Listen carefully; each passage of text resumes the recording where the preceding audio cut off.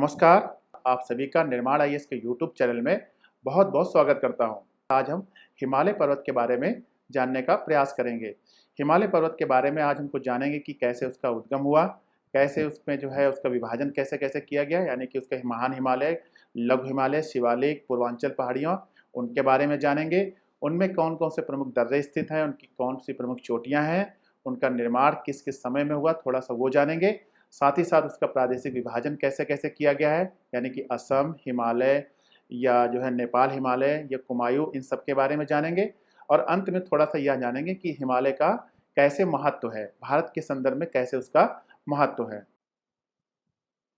सबसे पहले हम यह जानने का प्रयास करते हैं कि हिमालय पर्वत का निर्माण कैसे हुआ। तो हिमालय पर्वत का निर्माण जो है वो टेथिस सागर कि जो टेथिस सागर था उसमें जो निक्षेप होने से उसमें जो कंप्रेशन जो फोर्स लगा, यानी कि जो संपीड़न बल लगा, उसके कारण जो है वो उसका निर्माण हुआ और टेथिस सागर से ही जो है महान हिमालय या जो हिमालय पर्वत है वो पूरी श्रृंखला जो है उसी सागर से बाहर निकली हुई है।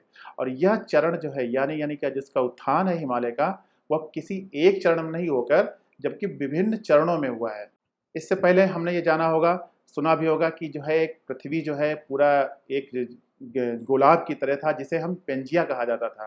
तो लगभग 250 मिलियन साल पहले यानी कि पर्मियन काल के समय पे एक सुपर कॉन्टिनेंट की तरह था। पृथ्वी जो है सुपर कॉन्टिनेंट की तरह था। उसमें सारे कॉन्टिनेंट एक साथ जुड़े हुए थे जिसे हम सामूहिक रूप से पेंजिया कहा जाता है।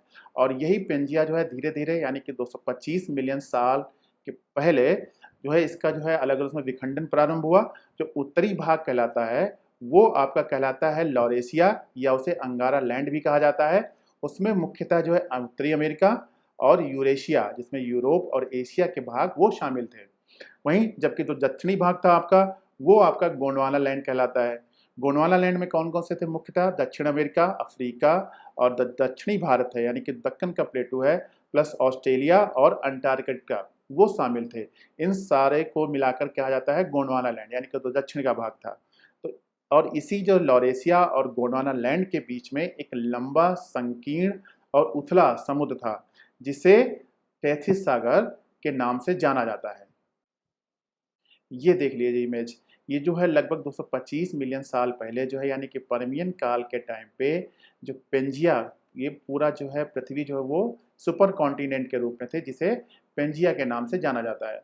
और जैसे-जैसे इसमें विखंडन शुरू हुआ यानी कि जो है इस अब विखंडन कैसे हुआ इसके बारे में कौन-कौन से फोर्स लगे, वो सब हम लोग एक अलग टॉपिक में जानेंगे जब हम पृथ्वी का यानी कि कॉन्टिनेंटल ड्रिफ्ट थ्योरी पढ़ेंगे उसमें। तो ऊपरी का भाग जो कहलाया नहीं उत्तरी भाग और लॉरेशिया जिसमें उत्तरी अमेरिका और यूरेशिया के भाग थे, प्लस जो नीचे का भाग था यानी कि सदर्न वाला वो आपका गोंडवाना लैंड जिसमें साउथ अमेरिका, अफ्रीका, अंटार्कटिका और आपका ऑस्ट्रेलिया प्लस जो है यो इंडियन प्लेट। यही जो है ऊपर ऊपर के जो यानी कि लॉरेशिया और गोंडवाना लैंड और ये प्रवाहित होते रहे। धीरे-धीरे जो है ये जुरासिक काल में लगभग सिचुएशन इस प्रकार की थी और उसके बाद ये और फोर्सेस लगे तो 65 मिलियन ईयर्स यानी कि क्रिटेशियस काल में जो है कुछ इस तरह का स्ट्रक्चर था पृथ्वी का। धीरे-धीरे जो है प्रेजेंट टाइम में जो स्ट्रक्चर है आपका वो कुछ ऐसा दिखता है। जो इस समय जो हम लोग देख रहे हैं वो पेंजिया जो है वो जो पूरी तरीके से प्रवाहित होके यानी अलग-अलग प्लेटों में, अलग-अलग कॉन्टिनेंट में डिवाइड होके कुछ इस तरह की सिचुएशन आपके सामने दिखती है। अब देखते हैं कि हिमालय का निर्माण कैसे हुआ। अब ये जो आपकी इंडियन प्लेट थी हमारी, इंडियन सब कॉन्टिनेंट जिसे बोला जाता है, इसका जो है ये प्रवाहित हुई उत्तर की ओर, नॉर्थ की ओर इसका डायरेक्शन था प्रवाहित होने का। इसके पीछे प्रवाहित होने के पीछे फोर्स कौन से लगे? वो मेनली फोर्स था आपका जिसे बोलते हैं संवहन तरंग फोर्स यानी कि जब हमने सुना भी होगा जो प्लेटें जो हैं वो आपकी मेंटल के ऊपर जो है वो तैर रही हैं। तो उसी मेंटल के अंदर एक सर्कुलेशन टाइप का होता है जिसे संवहन तरंग बोलते हैं। उसी के कारण जो है इन प्लेटों का यानी कि जितनी भी प्लेटें हैं आपकी कॉन्टिनेंट हो चाहे आपकी ओशनिक प्लेट हो, उनका मूवमेंट होता है। तो उसी के थ्रू जो है ये इंडियन प्लेट का भी मूवमेंट हुआ उत्तर की तरफ। और ये जो आपका था यानी कि यूरेशियन प्लेट वो तो पहले से ही आपके यहाँ पे स्थिर थी और ये इंडियन प्लेट का तो मूवमेंट स्टार्ट होता गया। और इसकी जो स्पीड थी लगभग वो 5 से 15 सेंटीमीटर लगभग पर ईयर यानी कि जो स्पीड थी मूवमेंट की वो 5 से 15 सेंटीमीटर पर ईयर थी। 71 मिलियन ईयर्स एगो पहले जो है इंडियन प्लेट यहाँ पे थी, 55 मिलियन ईयर्स एगो में लगभग यहाँ पहुँची, और फिर ये 38 मिलियन ईयर और 10 मिलियन ईयर्स में लगभग। अब जो प्रेजेंट सिचुएशन है आपकी इंडियन सब कॉन्टिनेंटल, वो लगभग जब यूरेशियन प्लेट से टकराई तो सिचुएशन कुछ इस तरह की है। तो टकराने से पहले यानी कि यूरेशियन प्लेट को टकराने से पहले जो इंडियन प्लेट ने लगभग जो है 6000 किलोमीटर की यात्रा तय की, यानी कि जो यहाँ से यहाँ तक की जो दूरी थी लगभग उसने 6000 किलोमीटर लगभग दूरी तय की। और इसके बीच में यानी कि यूरेशियन प्लेट और इंडियन प्लेट के बीच में एक यहाँ पे एक टेथिस सागर जिसे कहा जाता है, वो यहाँ पे प्रेजेंट था। उसमें जो है कई सारी नदियाँ जो आपकी यूरेशियन प्लेट से होके बह रही थी, यानी कि जो अपना गाद जो है उसमें जमा कर रही थी। तो ऐसी कई सारी नदियाँ थी जो टेथिस सागर में यानी कि जो हिमालय से पहले है वो इसमें बह रही थी, और उन्हीं नदियों द्वारा जो अवसाद लाया गया वो टेथिस सागर में जमा होता गया, यानी कि लेयर बाय लेयर ऐसे जमा होता गया। तो लेयर बाय लेयर जमा होगा तो क्या होगा, एक कंप्रेशन लगेगा। कंप्रेशन फोर्स दोनों तरफ से लग रहा था, एक तरफ तो आपकी यूरेशियन प्लेट स्थिर थी, दूसरी तरफ जो आपकी इंडियन प्लेट है वो मूवमेंट हो रहा था। मूवमेंट होने से क्या हुआ, जो लेयर्स था उनमें क्या हुआ, एक तरीके से संपीड़न लगा। तो ये लगभग जो है इस तरह का हिमालय कुछ फॉर्म हुआ। तो ये हिमालय जो है जो संपीड़न बल के कारण जो है हिमालय का निर्माण हुआ। अब इसका एक और यहाँ बात ध्यान रखने वाली है कि इसका जो हिमालय का जो स्ट्रक्चर है यानी कि जो आकृति है वो लगभग उत्तल आकार की है, यानी कि जो उसका जो शेप है लगभग वो उत्तल जो लेंस होता है उस टाइप की है। क्यों? क्योंकि ये जो आपकी प्लेट थी लगभग जो है ट्रायंगुलर शेप में थी, और ये जो है कॉर्नर आपका यानी कि जो ये वेस्ट कॉर्नर है वो पहले जाके टकराया आपसे यूरेशियन प्लेट से। तो दक्षिण में हिमालय की जो उत्तर की ओर जो घुमावदार की आकृति का जो कारण है वो क्या है कि उत्तर की ओर बहने से यानी कि दोनों छोरों पर यानी कि जो प्रायद्वीपीय प्लेट के जो दोनों छोर थे ये ईस्ट और वेस्ट का, वो दोनों टकराए, और इन्हीं कोनों पे क्या हुआ, पहले टकराए तो इन दोनों कोनों पे फोर्स ज़्यादा लगा। तो फोर्स ज़्यादा लगने से क्या हुआ, ये अधिकतम धक्का वहाँ पे लगा। तो इसी कारण जो है हिमालय पर्वत की जो आकृति है लगभग वो कैसी हमारी उत्तल आकार की है। तो हिमालय का जो निर्माण का जो पहला चरण है, पहला चरण माना जाता है जिसमें महान हिमालय या ग्रेटर हिमालय का निर्माण हुआ। यह चरण लगभग जो है 50 से 40 मिलियन साल पहले शुरू हुआ था, और लगभग यानी कि क्रिटेशियस युग में महान हिमालय का निर्माण हुआ, और लगभग जो महान हिमालय का निर्माण जो है वो 30 मिलियन पहले जो है वो पूरा हो चुका है। वहीं अगर दूसरे चरण में मध्य हिमालय या जिसे लघु हिमालय बोला जाता है उसका निर्माण हुआ, और यह चरण जो है 25 से 30 मिलियन साल पहले, यानी कि ये टाइम पीरियड आप लोग याद रखिएगा मायोसीन युग पीरियड कहलाता है, जिसमें किसका निर्माण हुआ, मध्य हिमालय या लघु हिमालय का। अगर महान हिमालय का पूछा जाता है किस समय निर्माण हुआ तो क्रिटेशियस युग में, और टाइम अगर पूछा जाता है तो 50 से 40 मिलियन साल पहले। और वही अंतिम चरण यानी कि जिसमें शिवालिक का गठन हुआ वो है आपका 2 से 20 मिलियन साल पहले, यानी कि जो अगर टाइम पीरियड ईरा की बात करें तो वो कहलाता है प्लीस्टोसीन युग आपका। उसमें जो है आपका निर्माण हुआ किसका, शिवालिक का। अब यहाँ पे एक बात ध्यान रखने वाली है, जैसे मैंने कहा कि 50 से 40 साल पहले जो है महान हिमालय का निर्माण हुआ, यानी कि वो आपकी प्लेट लगभग थी यहाँ पे। तो ये तो प्लेट और यूरेशियन प्लेट आपकी यहाँ पे है, तो आपको लग रहा होगा कि इसमें टक्कर कैसे हुई। तो ये टक्कर अभी आपको हम बता दें अगले स्लाइड में कि जो इंडियन प्लेट है वो कुछ इस तरह की होती है, यानी कि जो नीचे का जो बेस होता है आपका, और ये आपके है यूरेशियन प्लेट, ये आपकी है इंडियन प्लेट। इंडियन प्लेट का मूवमेंट नॉर्थ की तरफ था, ये आपका ओशनिक प्लेट, यानी कि जो अब दूसरी बात ध्यान रखने वाली यहाँ पे है कि ये इंडियन प्लेट जो है वो यूरेशियन प्लेट के नीचे ही क्यों गई, क्योंकि ये जो है स्लाइटली डेंसर थी किसके कंपेयर में, यूरेशियन प्लेट में। तो आप लोग को पता है कि जो भी चीज़ भारी होती है वो कहाँ जाती है, वो नीचे जाती है। तो ये जो है आपकी इंडियन प्लेट थी वो हमारी नीचे गई, सबडक्शन हुआ किसके नीचे, यूरेशियन प्लेट के नीचे। तो जैसे जैसे ये पहला चरण हमारा कब कंप्लीट हुआ, लगभग 30 मिलियन साल पहले, जिस चरण में हमारा महान हिमालय का निर्माण हुआ। और उसी जब ये नीचे जाएगी प्लेट सबडक्शन हुआ, यहाँ पे प्लेट का जो है एक लावा मैग्मा बनेगा, मैग्मा वो ऊपर आएगा तो यहाँ पे एक आपकी ज्वालामुखी जो है वो घटनाएं भी देखने को मिलती हैं।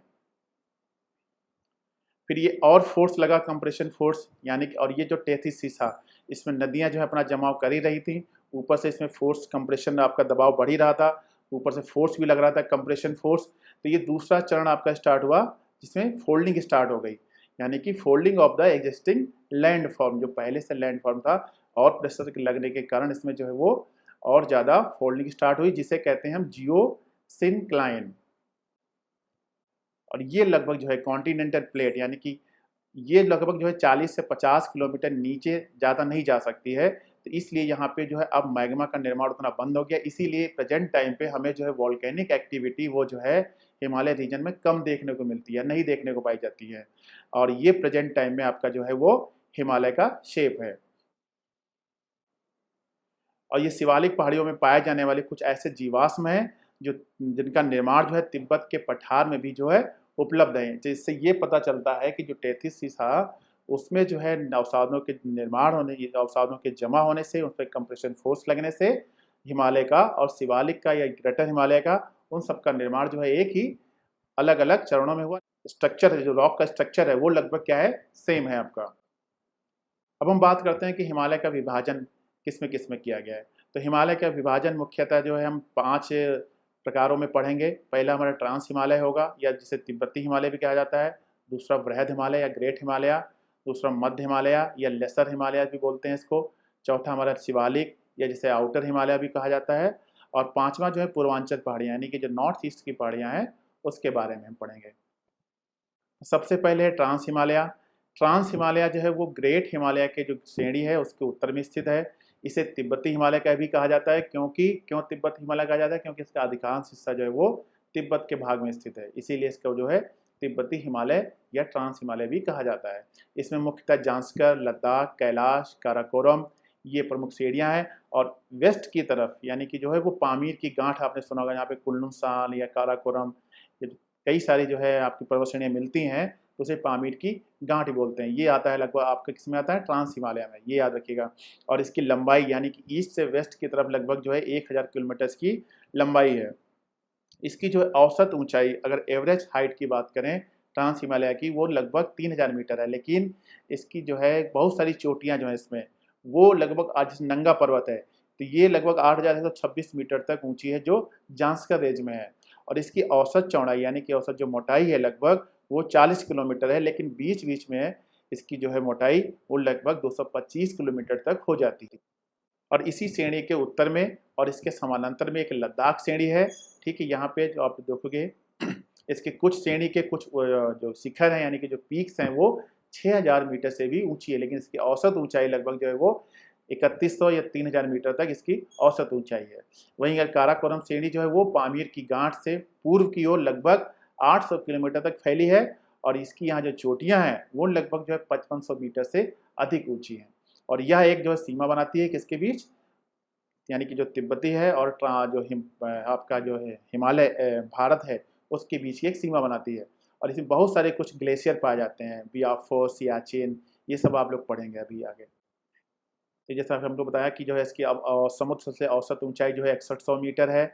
वहीं इसकी जो है औसत जो चौड़ाई है लगभग वो 25 या 30 किलोमीटर है, लेकिन बीच बीच में 225 किलोमीटर जो है इसकी औसत कहीं कहीं मोटाई भी हो जाती है।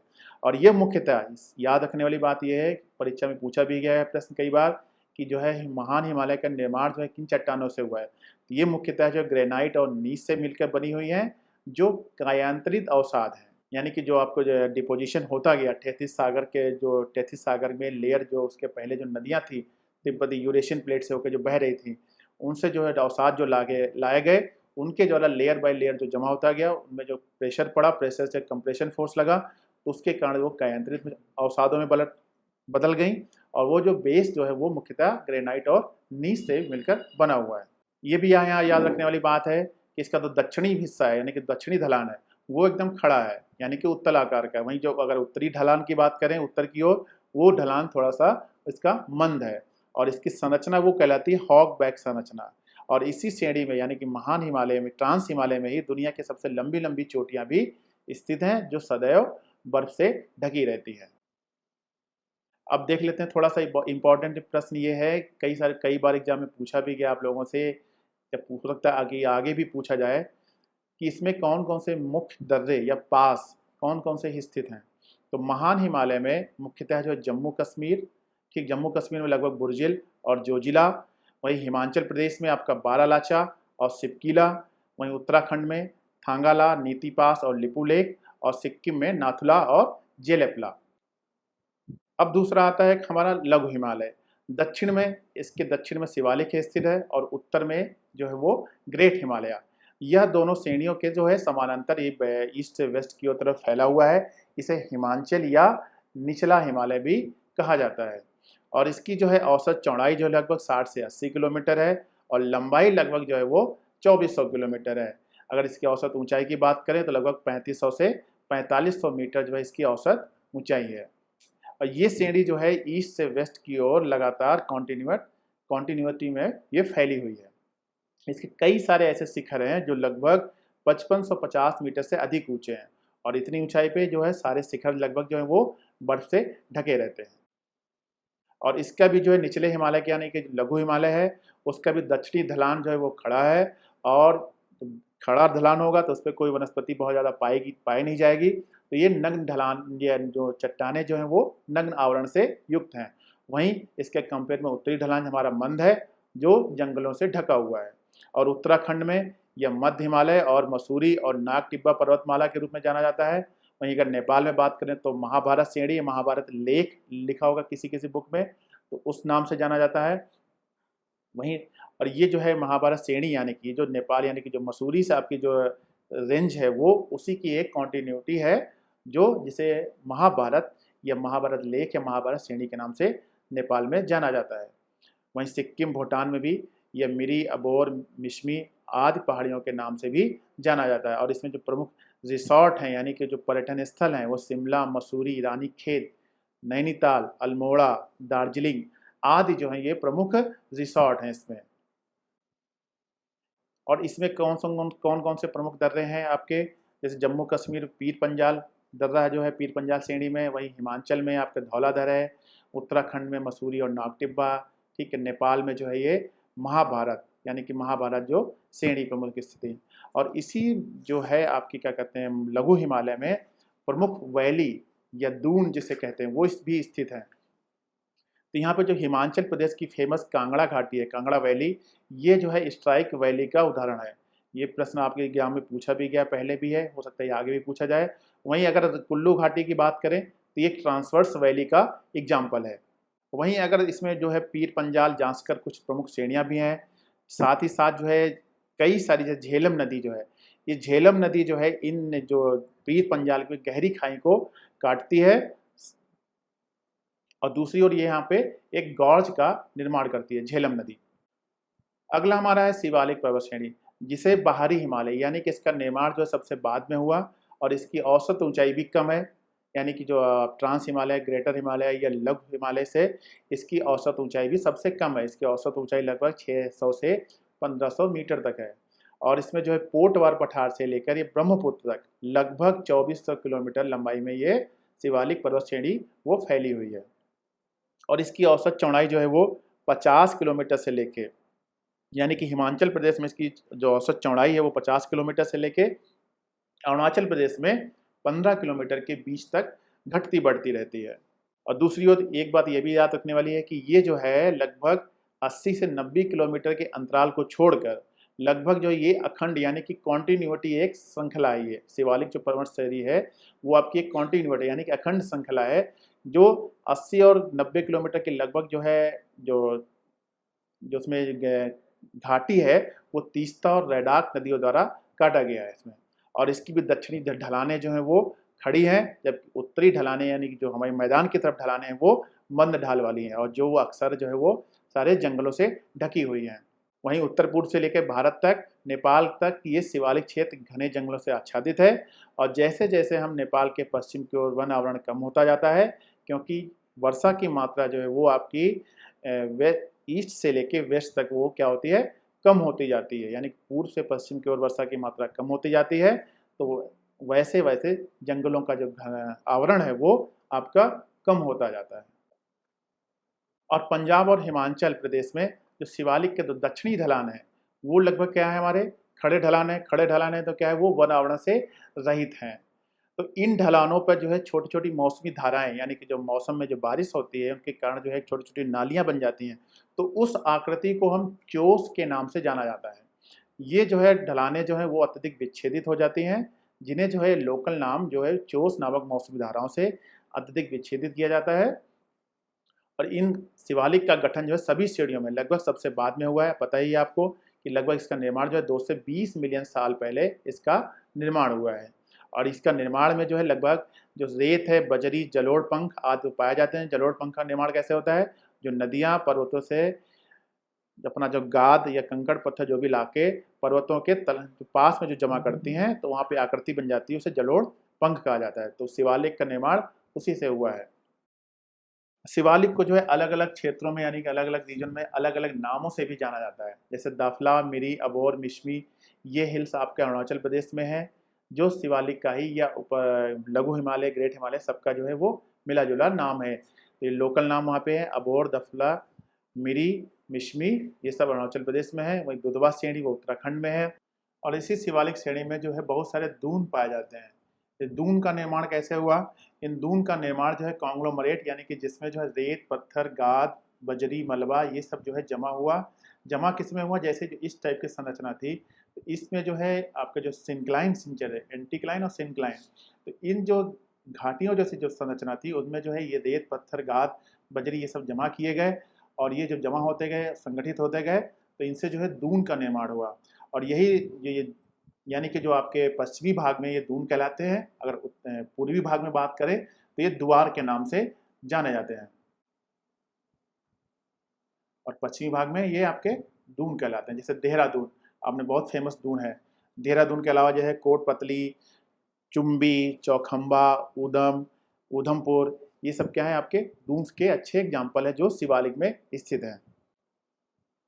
अब एक चीज़ यहाँ पे याद रख लीजिए, इससे प्रश्न जो है कई बार पूछा भी गया है आपसे एग्जाम में कि हिमालय पर्वत में कौन कौन से मुख्य जो है वो सीमाएं या कौन कौन से किन दो महान हिमालय या लघु हिमालय के बीच में कौन कौन सी मेन बाउंड्री बनाती है? तो Indus Tsangpo suture zone, Indus Tsangpo suture zone, ये भारतीय प्लेट और ये यूरेशियन प्लेट जब टकराई थी तो उसके बीच का जो क्षेत्र है वो आपका कहलाता है इंडस सांगपो सचर जोन। और मेन सेंट्रल थ्रस्ट यानी कि main MCT, main central thrust, ये महान हिमालय और लघु हिमालय के बीच को डिवाइड करता है। मेन बाउंड्री थ्रस्ट या MBT बोलते हैं इसे लघु हिमालय और शिवालिक के बीच। और हिमालयन फ्रंटल फॉल्ट यानी कि HFF, ये शिवालिक और जो मैदान है यानी कि इंडो गंगेटिक जो प्लेन है उसके बीच जो ये सीमा बनाते हैं। तो ये याद रखिएगा आप लोग, ये इंपॉर्टेंट भी है, कई बार पूछा भी जा सकता है आप लोग मैच करने के लिए या किसी एक को देके या किसके बीच की कौन सी सीमा है। इसके बाद हमारा आता है पूर्वांचल या पूर्वी ही पहाड़ियाँ जिसे कहते हैं, यानी कि जो नॉर्थ ईस्ट की पहाड़ियाँ हैं उन्हें पूर्वांचल के नाम से जाना जाता है। इनका विस्तार जो है उत्तरी पूर्वी भारत में है। और ये शुरू कहाँ से होती है? दिहांग गार्ज के पास जो है हिमालय, यानी कि जहाँ से जो ब्रह्मपुत्र नदी जैसे ही आपके प्रवेश करती है उसके बाद से इनका जो है मोड़ जो है वो हिमालय पर्वत का वो दक्षिण की ओर हो जाता है। तो ये जो है कहलाता है आपका क्या? सिंटेंशियल बेंड। ये भी आपको हम आगे बताएंगे। तो ये हिमालय का अचानक दक्षिण की ओर झुकता है जो तुलनात्मक रूप से कम पहाड़ियों की एक श्रृंखला है, यानी कि पहाड़ियाँ यहाँ पे एक ज़्यादा ऊंचाई की नहीं है। दूसरी ओर पूर्वांचल की पहाड़ियाँ पश्चिम की ओर की उत्तल है, यानी कि जो स्ट्रक्चर इनका जो वो वेस्ट की ओर कैसा है? उत्तल है। ये अरुणाचल प्रदेश से लेकर दक्षिण में मिजोरम तक भारत म्यांमार सीमा के साथ साथ ये इनका फैलाव है। यहीं पे जो है पटकई बूम पहाड़ियाँ वो बलुआ पत्थर से बनी हुई है जिनकी ऊंचाई लगभग 2000 से 3000 मीटर के बीच है। वहीं अगर इनका विलय जो है वो आपका नागा हिल्स में हो जाता है। और नागा हिल्स की सबसे ऊंची चोटी क्या है? सारामती। ये याद रखिएगा, कई बार पूछा भी गया कि सारामती सबसे ऊंची चोटी किसकी है? वो नागा पहाड़ियों की। ये आपकी नागा हिल्स हैं और यहीं पे आपकी जो है सारामती चोटी है। ये आपकी जो है ये दाफला, मिरी, अबोर और मिसमी जो अरुणाचल प्रदेश में पाई जाती हैं श्रेणियाँ। और ये जो है मिकिर आपकी है, ये ब्रेल रेंज है, ब्रेल का सबसे ऊंचा चोटी है वो ब्लू माउंटेन है। और पटकई बूम और नागा हिल्स भारत और म्यांमार के बीच जो है वाटर विभाजन का भी काम करती हैं ये। साथ ही साथ जो है मणिपुर पहाड़ियाँ यानी कि दक्षिण में मणिपुर हिल्स जो है आपकी, जिनकी ऊंचाई जो लगभग 2500 मीटर तक है। और ब्रेल रेंज, ये जो है ब्रेल रेंज। और इधर आपकी गारो खासी जयंतिया मेघालय में, ये उसी का जो है कॉन्टिन्यूस एक पार्ट है। और ये जो दक्षिण में ब्रेल रेंज है जो आपका विस्तार जो है इस ऐसे है, ये जो है जयंतिया, खासी और गारो पहाड़ियों में एक सतत रूप से है। और ये जो है यहाँ पे जो है ब्रह्मपुत्र और गंगा और तीस्ता जो असम की है, उनके द्वारा एक इसका कटाव हुआ है। ये जो है प्रायद्वीपीय भाग का एक हिस्सा थी, जिसके द्वारा यानी कि ब्रह्मपुत्र द्वारा कटने से ये जो है अलग हो गई हैं। वहीं मणिपुर पहाड़ियाँ दक्षिण में मिजो हिल्स या लुसाई पहाड़ियों के नाम से भी इनको जाना जाता है, यानी कि मणिपुर की जो पहाड़ियाँ हैं उन्हें लुसाई हिल्स के नाम से भी जाना जाता है। और इसकी सबसे ऊंची चोटी यानी कि उच्चतम बिंदु जो है वो दक्षिण में ब्लू माउंटेन है, जिसकी ऊंचाई लगभग 2157 मीटर है। तो अभी तक हमने भारत के विभाजन यानी कि ग्रेट हिमालय, ट्रांस हिमालय, लघु हिमालय और शिवालिक के बारे में जान लिया, साथ ही साथ पूर्वांचल पहाड़ियों के बारे में भी जान लिया। अब हम भारत को एक प्रादेशिक आधार पर भी विभाजित किया गया है, यानी कि हिमालय पर्वत को जो वो भारत को प्रादेशिक आधार पर विभाजित किया गया है। तो इसमें सबसे पहला आपका है पंजाब हिमालय। ये सिंधु और सतलज नदियों के बीच प्रवाहित होती है। इसकी लंबाई लगभग 560 किलोमीटर है। इसके प्रमुख नदियाँ जो हैं सिंधु यानी कि जो सिंधु प्रणाली सिंधु सिस्टम की जो प्रमुख नदियाँ हैं वो इसी पंजाब हिमालय से होकर बहती हैं। इसे कश्मीर या हिमाचल हिमालय भी कहा जाता है। इसमें प्रमुख श्रेणियाँ जो हैं वो कराकोरम, लद्दाख, पीर पंजाल, जांस्कर और धौलाधर इस पंजाब हिमालय की प्रमुख श्रेणियाँ हैं। साथ ही साथ इसकी ऊंचाई जो है वो पश्चिम की ओर कम होती जाती है।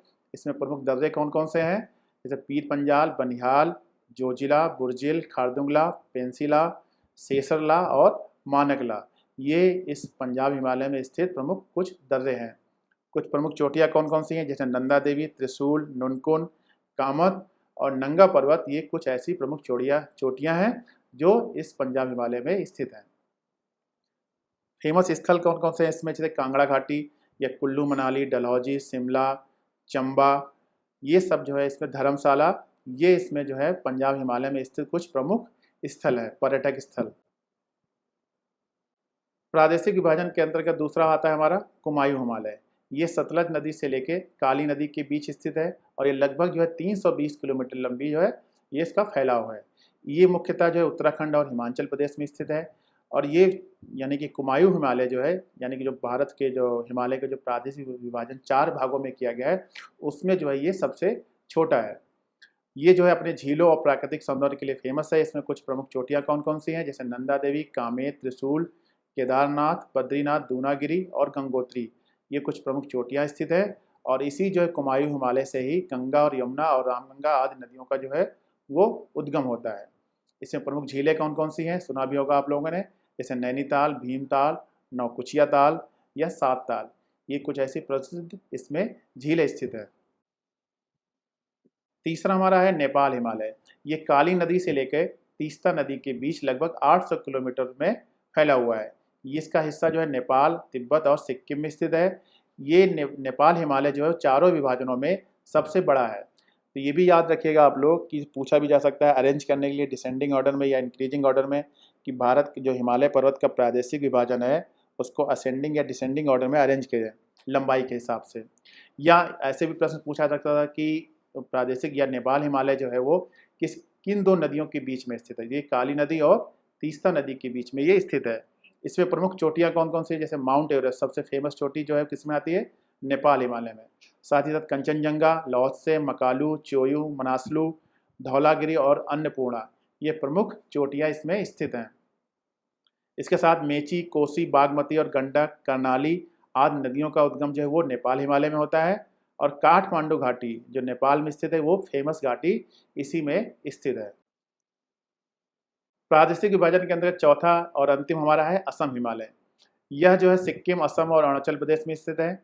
यह लगभग जो है आपका जो है तीस्ता से लेके जो है इसकी लंबाई लगभग जो है 750 किलोमीटर है। और यह नेपाल ऊंचाई जो है की तुलना में बहुत कम है और इसका दक्षिणी ढलान जो है यानी कि जो साउथ की तरफ ढलान जो है वो बहुत ही खड़ा है, और जबकि उत्तरी ढलान वो हमारा मंद है काफ़ी, और इसी मंद ढलान पर ही बहुत ज़्यादा जंगल पाए जाते हैं। अंत में जान लेते हैं कि हिमालय का महत्व क्या है। हिमालय का सबसे बड़ा महत्व जो है कि भारतीय जलवायु पर इसका प्रभाव पड़ता है। अगर हिमालय पर्वत नहीं होता तो जो रसिया से साइबेरिया से ठंडी हवाएं जो हैं पूरे भारत को प्रभावित करती। साथ ही साथ जो दक्षिणी वेस्ट का जो मानसून है उससे वर्षा होने में भी ये सबसे ज़्यादा सहायक होता है। दूसरा जो है ये प्राकृतिक रक्षा बैरियर यानी कि जो है सिक्योरिटी उसके पर्पज़ से ही काम करता है। सारी नदियाँ यानी कि जितनी हिमालयन नदियाँ हैं वो उसका स्रोत यही है। उपजाऊ मिट्टी भी निर्माण होता है, क्योंकि नदियाँ वहाँ से गाद लेके आती हैं, जमा करती हैं मैदानों में, तो उससे उपजाऊ मिट्टी भी बनती है। साथ ही साथ नदियों पे जो पन बिजली बनाई गई है। उसके अलावा जो है ये बहुत सारे वनों का जो स्रोत है यहाँ पे, उसे ईंधन, लकड़ी या फर्नीचर के लिए उपयोग होता है। कृषि भी की जाती है, कुछ इधर चाय की कृषि या नॉर्थ ईस्ट में या ऊपर की तरफ जो है आपके चावल, उस तरह की खेती की जाती है। पर्यटन के लिए बहुत ज़्यादा फेमस है, सांस्कृतिक पर्यटन कुछ स्थल हैं।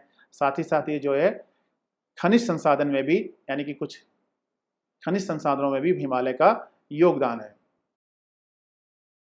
तो हमने जो है हिमालय के बारे में जाना, हिमालय का उद्गम कैसे हुआ, हिमालय का निर्माण कैसे कैसे हुआ, किन किन चरणों में हुआ, 3 चरणों में हिमालय का निर्माण हुआ, वो जाना हमने कि एक पहले चरण में हिमालय, ग्रेट हिमालय, फिर लघु हिमालय, फिर शिवालिक का निर्माण हुआ। उसके बाद हमने हिमालय को जो है किस किस आधार पर विभाजित किया गया, प्रादेशिक आधार पर और ऊर्ध्वाधर आधार पर, उसके बाद में जाना उनमें कौन कौन सी प्रमुख चोटियाँ हैं उनके बारे में जाना। साथ ही साथ जो है हमने ये भी जाना कि उनमें कौन कौन से पर्यटक स्थल हैं, उनकी विशेषताएँ क्या हैं, इन सब के बारे में हमने हिमालय के बारे में जाना। तो हमें उम्मीद है कि आप लोग जो है इससे संबंधित प्रश्न जो है आपके परीक्षा में कर पाएंगे, या आपका कोई भी सुझाव हो तो उसे कमेंट बॉक्स में या इनबॉक्स में ज़रूर लिखें। साथ ही साथ निर्माण आईएएस के यूट्यूब चैनल को लाइक और सब्सक्राइब करना ना भूलें। धन्यवाद।